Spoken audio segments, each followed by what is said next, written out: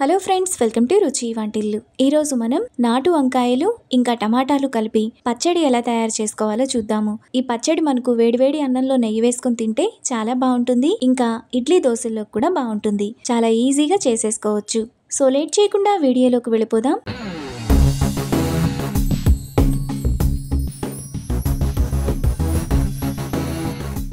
ముందుగా ఈ పచ్చడి చేసుకోవడానికి స్టవ్ మీద ప్యాన్ పెట్టుకొని అందులో 1 టేబుల్ స్పూన్ ఆయిల్ వేసుకోవాలి. ఆయిల్ వేడైన తర్వాత అందులో 1/2 కిలో పొడవు వంకాయలను ఇలా చిన్న చిన్న ముక్కలుగా కట్ చేసుకొని వేసుకోవాలి. తరువాత కారానికి తగినట్టుగా 10-15 పచ్చిమిరపకాయలను వేసుకోవాలి. ఇప్పుడు వంకాయలను మెత్తగా అయ్యేంత వరకు మీడియం ఫ్లేమ్లో ఫ్రై చేసుకోవాలి. ఈ వంకాయ టమాటా పచ్చడిలో నాటు వంకాయలు అంటే మనకి పొడవు వంకాయలు చాలా టేస్టీగా ఉంటాయి. ఈ వంకాయలకు ఒక మంచి ఫ్లేవర్ ఉంటుంది. వీటితో పచ్చడి చేసుకుంటే టేస్ట్ చాలా బాగుంటుంది. వంకాయ ఈ విధంగా మెత్తగా అయిపోయి పచ్చిమిరపకాయలు కూడా బాగా వేగిపోయిన తర్వాత వాటిని ప్లేట్లోకి తీసుకొని పక్కన పెట్టుకోవాలి. ఇప్పుడు అదే ప్యాన్లో 1/2 కిలో టమాటాలను ఇలా చిన్న చిన్న ముక్కలుగా కట్ చేసుకొని వేసుకోవాలి. టమాటా త్వరగా మగ్గడానికి కొద్దిగా ఉప్పు, చిన్న ఉసిరికాయ సైజంత చింతపండు వేసుకొని ఒకసారి కలుపుకోవాలి. ఇలా కలుపుకున్నాక మూత పెట్టుకొని టమాటాను మగ్గనివ్వాలి.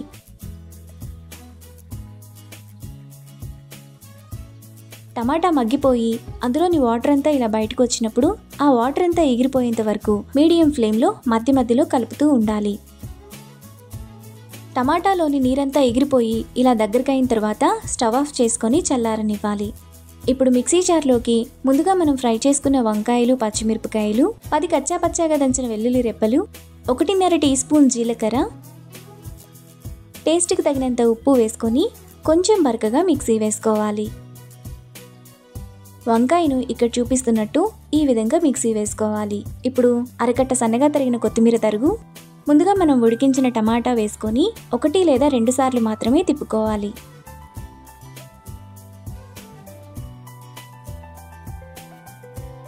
వంకాయ టమాటా పచ్చడి ఇక్కడ చూపిస్తున్నట్టు ఈ విధంగా కొద్దిగా బరకగా వేసుకుంటే టేస్ట్ బాగుంటుంది.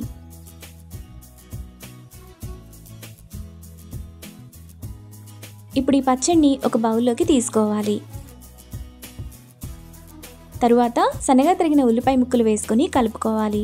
ఉల్లిపాయ ముక్కలు మీకు ఎన్ని కావాలో అన్ని వేసుకోవచ్చు.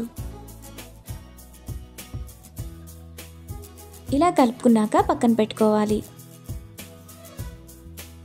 తరువాత స్టవ్ మీద మరో ప్యాన్ పెట్టుకొని అందులో 1 టేబుల్ స్పూన్ ఆయిల్ వేసుకోవాలి. ఆయిల్ వేడైన తర్వాత 1 టీ స్పూన్ తాలింపు గింజలు, 2 ఎండుమిరపకాయలు, 1 రెమ్మ కరివేపాకు వేసుకొని ఫ్రై చేసుకోవాలి.